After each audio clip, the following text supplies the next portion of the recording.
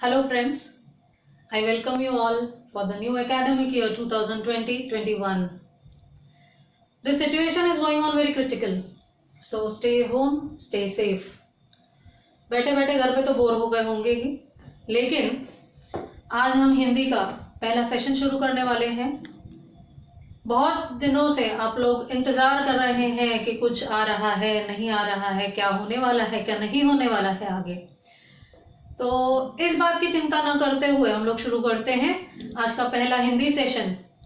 ठीक है, तो हम लोग तुरंत ही पाठ की ओर न बढ़ते हुए पहले ये जानकारी ले लें कि इस 10वीं कक्षा में हमें कितने पाठ हैं, गद्य, पद्य, पूरक, पठन, कविताएं, इन सब के बारे में अगर जानकारी ले लें और ये जानकारी जब हम आपको देंगे तो ये देते देते आप भी अपने किताब में या आप भी अपने कॉपी में इसको नोट डाउन कर लीजिएगा।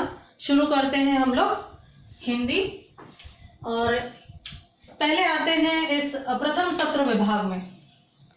प्रथम सत्र और द्वितीय सत्र ऐसे दो सत्र हैं। प्रथम सत्र और द्वितीय सत्र ऐसे दो सत्र हैं।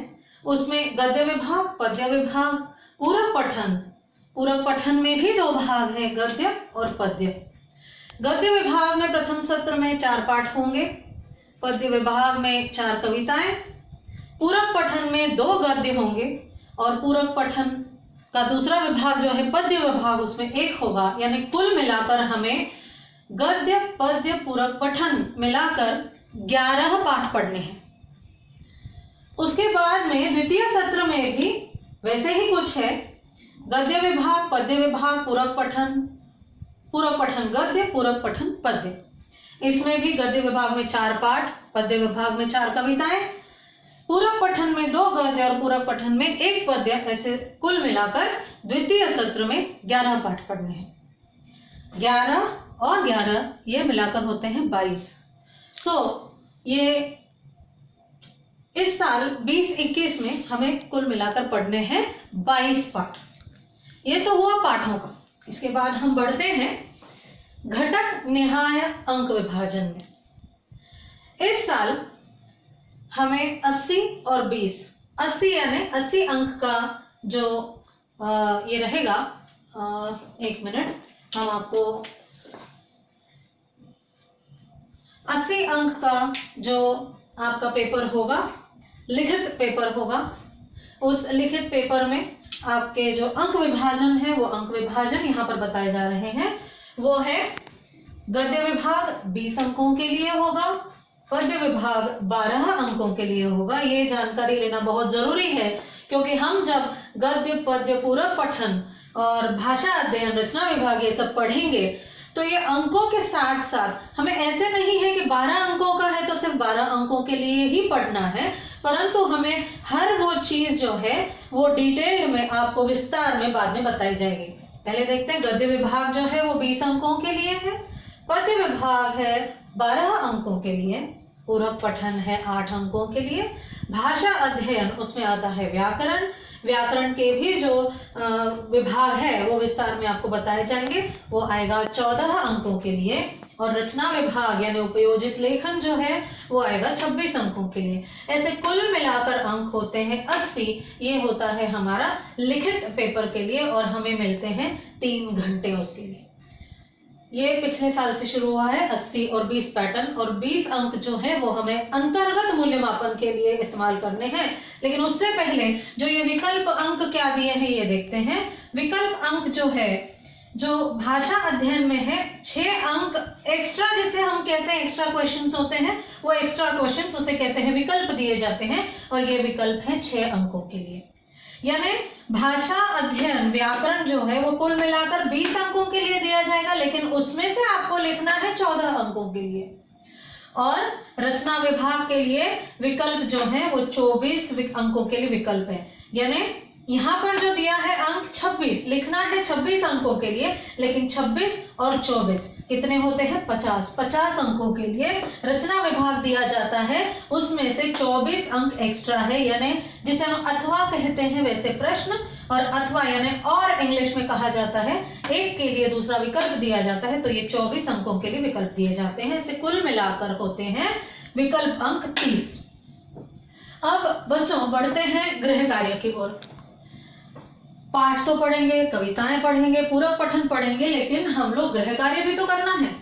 ये करते वक्त गृह कार्य में पाठ तथा कविता के नीचे दिए गए स्वाध्याय ये हमें हर रोज करने हैं। ये तो पहला आपको पहली बार समझाया जा रहा है कि ये पूरे साल में हमें क्या क्या करना है, परंतु जब हम पहला पाठ पढ़ेंगे तो पहला पाठ यानी पहली कविता है भारत महिमा, अगर वो हम पढ़ते हैं, वो पढ़ने के बाद, वो समझाने के बाद, समझने के बाद हमें उसके नीचे दिए गए स्वाध्याय पूर्ण करने हैं, जो कि हमारे स्कूल में शीट्स का उपयोग किया जाता है। उन पन्नों पर आपको वो स्वाध्याय पूर्ण करना है। कविता भी लिखनी है, ये आपको पहली बार ही बता देते हैं कि कविता समझाने के बाद, पूर्ण होने के बाद आपको कविता लिखनी है, और कविता के नीचे दिए गए जो प्रश्न हैं वो लिखने हैं, उनके उत्तर लिखने हैं, और जो भी कुछ कार्य दिया जाएगा वो सब करना है। दूसरा आता है पत्र, कहानी, विज्ञापन, वृत्तांत, निबंध, पद्य, आकलन। ये जो पांचों चीजें हैं ये आती हैं रचना विभाग में उपयोजित लेखन में, जो कि 26 अंकों के लिए है। और ये जो उपयोजित लेखन है ये आपको 29 दिए जाएंगे, इससे ज्यादा भी हो सकते हैं। फिलहाल तो आंकड़ा निकला है 29 का, तो ये 29 आपको दिए जाएंगे। साल भर में आपको ये 29 जो पत्र, कहानी, विज्ञापन, वृत्तांत, निबंध, पद्य, आकलन है ये पूर्ण करना है। और ये 29 के लिए इकट्ठे ही 29 न करते हुए आपने उसको भी विभाजन करके आपका जो गृह कार्य है वो पूर्ण करना है। इसका अर्थ ये है कि ये सारी जो बातें हैं, प्रैक्टिस मेक्स मैन परफेक्ट, यानी आप अगर सराव करेंगे, प्रैक्टिस करेंगे तो ही आप इसका पूर्णतः ज्ञापन कर पाएंगे। इसके बाद अब मेरे ख्याल से यहाँ तक तो आपको बात सारी समझ में आई। अब चलते हैं स्वाध्याय की ओर। ये एसएससी बोर्ड के अनुसार बहुत ही महत्वपूर्ण है। स्वाध्याय में प्रथम सत्र में आपको 2 स्वाध्याय स्कूल की तरफ से, पाठशाला की तरफ से दिए जाएंगे। द्वितीय सत्र में, प्रथम सत्र में 2, द्वितीय सत्र में 2, और कुल मिलाकर आपको 4 स्वाध्याय जो कि बोर्ड के आंसर शीट्स हैं उस पर आपको लिखने हैं और आपको स्कूल में उसका सबमिशन करना है। तो प्रथम सत्र में 2 दिए जाएंगे, द्वितीय सत्र में 2 दिए जाएंगे, और उसका आपको पूर्ण करके स्कूल में सबमिट करना है।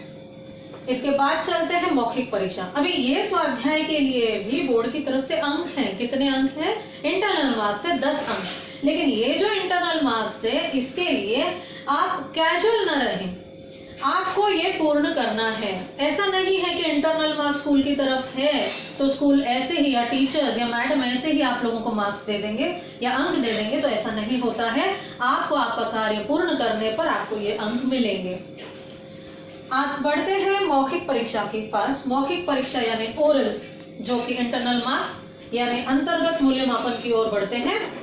उसमें आता है स्वाध्याय, जो अभी हमने ये 4 स्वाध्याय देखे वो आते हैं 10 अंकों के लिए। फिर आते हैं श्रवण कौशल्य। श्रवण कौशल यानी क्या? 5 अंकों के लिए, यानी आपको आपके टीचर द्वारा कुछ सुनाया जाएगा और वो आपको सुनकर लिखना है, और ये बात सिर्फ 2 बार दोहराई जाएगी, तीसरी बार नहीं। इसीलिए आपका जो श्रवण है वो पूर्ण, आपका जो कंसंट्रेशन जिसे कहा जाता है वो टीचर के पास देना पड़ता है, और टीचर जो कहती है वो आपको आपके उत्तर पत्रिका में लिखना पड़ता है। तीसरा है भाषण कौशल। भाषण कौशल में 5 अंक है।